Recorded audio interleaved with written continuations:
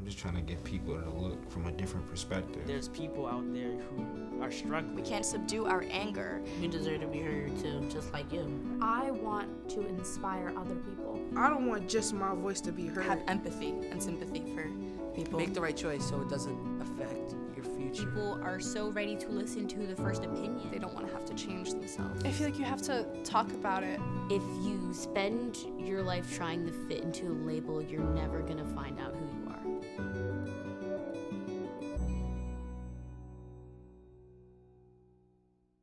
They're often portrayed as angry troublemakers that don't understand what's going on or don't understand anything. So what they're often portrayed as, like as the thug, the big bad guy that's ignorant. And I think a lot of people, they fail and they just try to accept this role as if they can't become something else or become something larger than that, they just all fall into a stereotype. If we were to think and not go and mold into this stereotype, I think it would be less of a target on our backs, but it's up to us to decide what we want to do and how to make ourselves a lesser target, because with a lot of current issues, people look at it like, oh, he got killed, and then the next 2 days they'll forget about the whole situation and just go right back to what they were doing. So that's, again, you gotta think. Oppression is like a big issue now in today's society, and with the black perception, it goes right along with that, because a lot of black people, I'm not saying everybody because not everybody feels that way, but there's a lot of hateful feelings towards police and things like that based on the things we see on a day-to-day basis. So that's where I got those two from. And then mental health issue goes right along with that, because a lot of trauma and I guess stress comes from these issues, and I feel like mental health is also a big issue that's not talked about enough within these communities. I think it's always been an issue, it's always been there, but now in the age of social media and cameras everywhere, it's starting to get looked at more, and people are finally starting to notice what's really going on. But I think it's always been an issue, but the way I feel like just as we've dealt with and many other issues in the past, this is one that needs to be dealt with as well. I'm not trying to feel the problem or anything like that. I'm just trying to get people to look from a different perspective instead of constantly portraying the black man as a villain or something. Although it does seem like he's a villain in the play, he's a victim as well. There's two sides to it. On the surface, you have a young black male who's kind of fed up with, the police harassing him and his neighborhood. But you can see that he's broken.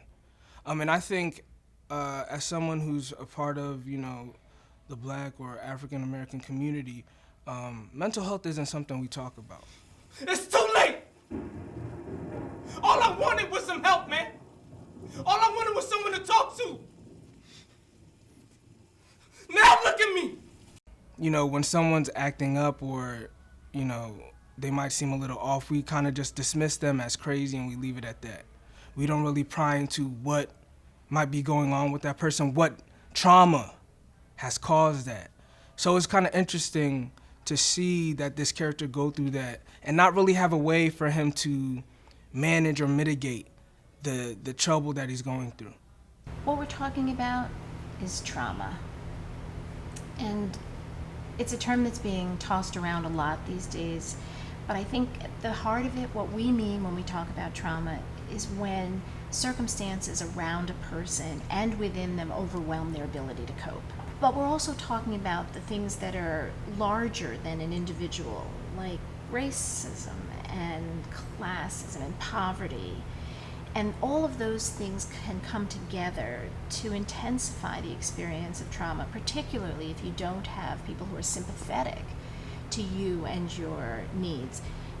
And let's be honest, the trauma looks different in different people. Sometimes it causes people to be very withdrawn and depressed. Other times it causes a person to be more active and outward facing. These expressions of trauma, or things that could be expressions of trauma, are often looked at as only through one lens. Growing up and how I was raised, when you seen a police officer, we taught to respect and watch what you were doing, because me or any other black man, the next day we could be one of them on the news.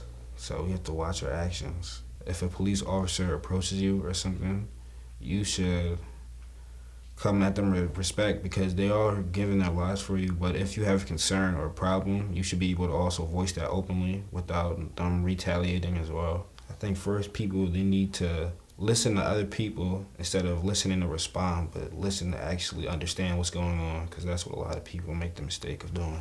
You just have to take yourself out of your shoes and just look at yourself and look back at everything. You just have to think instead of just acting based on emotion and stuff. Use your head. I think that for people, young people of color, particularly young males of color, they are kind of blamed for being victims often. They're seen to be somehow responsible for having gotten shot, as opposed to being injured and in need of care and compassion. They're kind of met with this idea of, oh, what did you do? Or victim today, perpetrator tomorrow. And that's not the case for most of the people that we see. So in school, often children are either dismissed as a behavior problem or overlooked if they're quiet and withdrawn and depressed. But these are important pieces of what trauma can look like. If you have a child who comes to school and on the weekend they stepped over a crime scene or the body of their cousin, or they know someone who was shot in the neighborhood, those children come to school changed, and those individuals go to work, those young people go to work changed. And when those issues are not addressed, then they fester. I don't know what the impressions that people have about young people, particularly young men of color. There's sort of this idea that they don't want to talk, they don't have any thoughts or feelings. They want to talk, and they want to talk about their troubles and their fears. There's a pattern, and you need to break that pattern. You need to throw a rock into the gears to stop it from happening. When kids see their older siblings and adults that are, like highly revered in the community doing certain things, they think it's okay to imitate it. They think it's okay to live that lifestyle. So if you talk to kids and let them know that, maybe, gangbanging isn't that lifestyle. Maybe you can, I don't know, introduce the arts. Give them something to stimulate their imagination. Give them after-school programs where they can apply themselves and learn more about their potential. Anybody can have a vision or a great vision and just picture something in a certain way. I think that everybody has a moment that they can capture and express to other people. It's just all about working for that moment and putting that vision to life. You just think, you rise above it, you realize what's going on and realize your reality instead of accepting it. Because everybody's capable of doing something larger than what they're portrayed to do. Like, I feel like everybody has a higher purpose, but you just have to find it.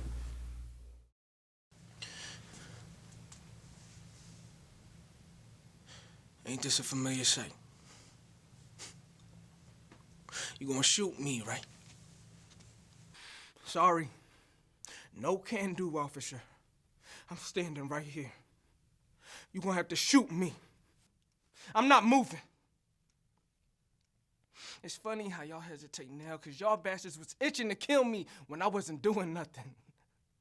Man, I knew y'all was some punks. What y'all waiting for? Go ahead, shoot me. I know y'all trigger fingers must be itchy.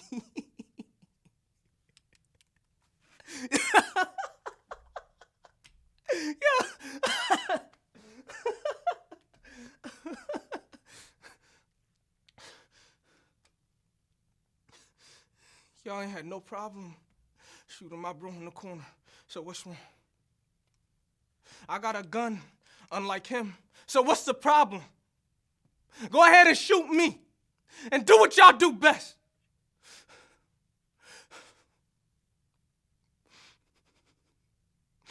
I'm not dropping nothing. Stay away from me, officer. I'm so sick of this shit. Shoot me. Or is it that y'all don't want to waste your ammo on a nigga like me? After all I suffered, I'm gonna help now, huh? Well, it's too late now. It's too late! All I wanted was some help, man. All I wanted was someone to talk to. Now look at me. No, I'm not dropping nothing. I'm not doing nothing. Y'all could quit trying to move me. They all dead already. They was in the wrong place at the wrong time. Y'all took away the one person I could talk to.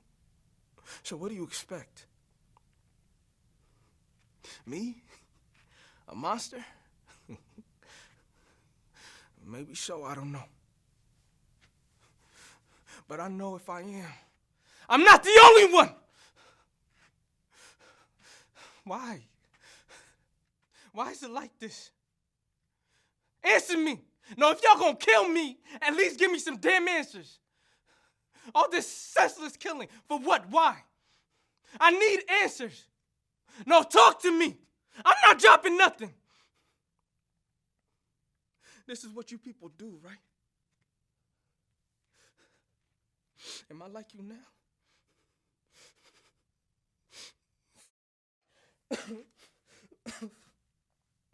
I don't know anymore. Is this how it is? No. No, I'm no monster. What was I thinking? This is normal for y'all, so why can't I get answers? So it's gonna be like that, huh? I guess I am a monster. Now let's see if I can get away with the same thing.